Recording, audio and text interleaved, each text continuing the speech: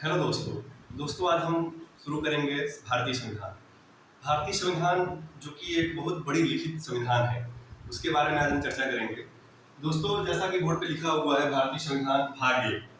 भारतीय संविधान भाग 1 में कहा गया है संघ और उसके राज्य क्षेत्र। देखिए, भारतीय संविधान के जब संविधान बना था उस समय 22 भाग थे, जो वर्तमान में बढ़ के 25 भाग हो गए हैं।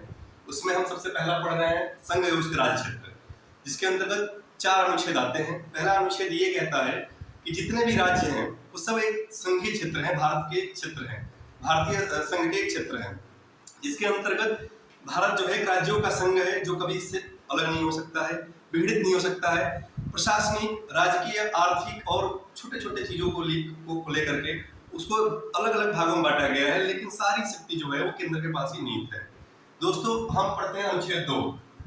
अनुच्छेद 2 हमारा ये कहता है कि संसद किसी भी विदेशी राज्य को भारत के परिक्षेत्र में, भारतीय भूभाग में मिला सकती है, जिससे कि भारत का क्षेत्र और बढ़ सकता है। ये हमारे संविधान में कहा गया है। जैसा कि 1975 में सिक्किम को मिला लिया गया जनमत संग्रह करके। अब दोस्तों, हम पढ़ते हैं अनुच्छेद 3।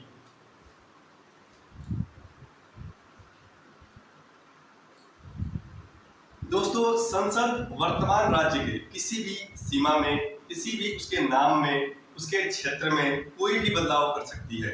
जैसे कि उत्तर प्रदेश को काट के उत्तराखंड बना दिया गया, बिहार को छोटा करके झारखंड बना दिया गया और मध्य प्रदेश को काट करके छत्तीसगढ़ बना दिया गया। तो ये संसद कोई भी काम इस तरह कर सकती है जो हमारे संविधान में निहित है। अनुच्छेद 3 के अंतर्गत उसका अध्ययन हम करते हैं। अब पढ़ते हैं सर अनुच्छेद 4।